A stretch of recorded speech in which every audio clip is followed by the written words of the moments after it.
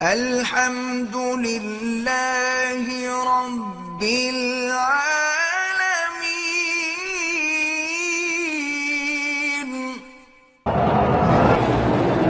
اگر ایام حیض میں میاں بیوی ملیں، توبہ بھی کریں، صدقہ و خیرات بھی کریں، انہوں نے بہت بڑا گناہ کیا ہے اور اللہ کے قرآن کی مخالفت کی ہے۔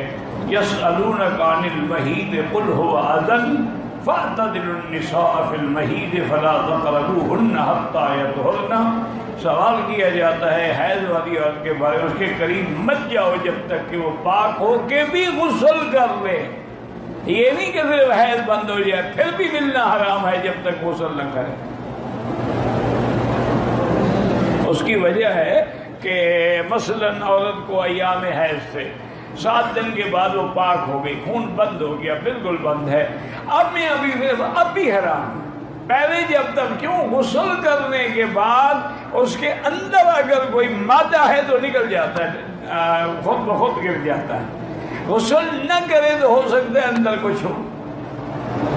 آپ دیکھیں نا، آپ نے پیشاب کر لیا، غسل کے بعد پھر بھی آپ کو پیشاب کا تقاضا ہو جاتا ہے، کیوں؟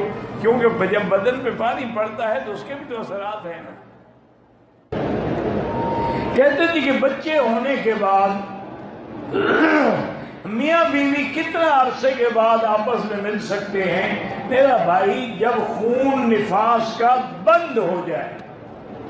یہ جو ہمارے ملک میں مسئلہ ہے نا، چلا 40 دن چلی، یہ بالکل جاہل والی بات ہے۔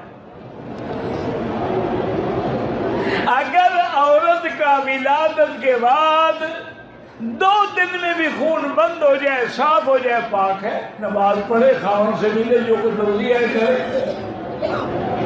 وہ 40 دن کا مسئلہ یہ ہے کہ اگر خون آ رہا ہے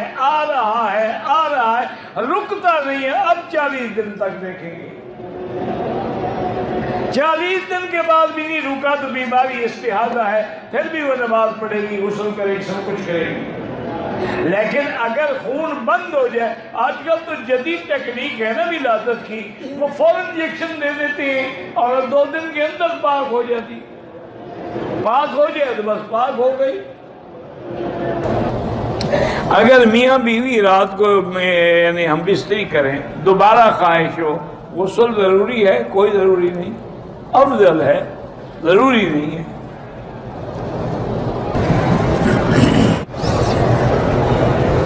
اگر بیوی حمل کی صورت میں ہے تو میاں بیوی مل سکتے ہیں، بالکل مل سکتے ہیں، شریعت میں منع نہیں ہے۔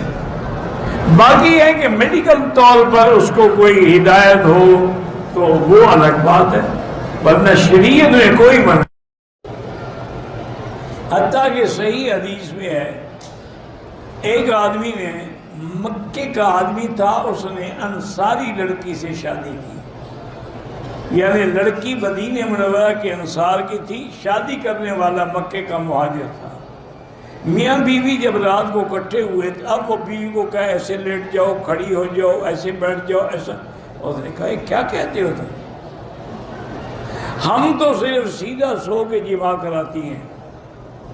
انہوں نے کہا یہ کیا مطلب ہے جب شریعت میں؟ انہوں نے کہا نہیں، بالکل حضور سے پوچھیں گے، پھر اس کے بعد جیسے تمہاری مرضی آئے کرنا۔ بڑی بات ٹھیک ہے۔ صبح کو حضور کی خدمت میں آئے، انہوں نے پوچھا، انہوں نے فرمایا کہ ہاں بس عورت کا پچھلا حصہ استعمال نہ کرو، باقی تمہاری مرضی ہے، کھڑے ہو کے، بیٹھ کے، لیٹ کے، جو چاہو کرو۔ فاتو حرثکم۔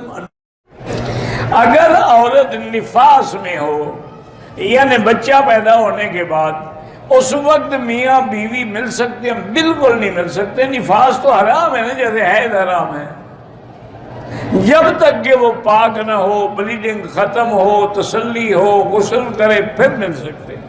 اور ویسے بھی میرا بھائی یہ کیا ایسی حرکتیں نہ کیا کرو۔ حیض میں یا نفاس میں ملو نا، وہ گندا خون مرد کے احلیل کے اندر چلا جاتا ہے، جس سے ایڈز پیدا ہوتی ہے، عطشک ہوتی ہے، سوزاک ہوتی ہے۔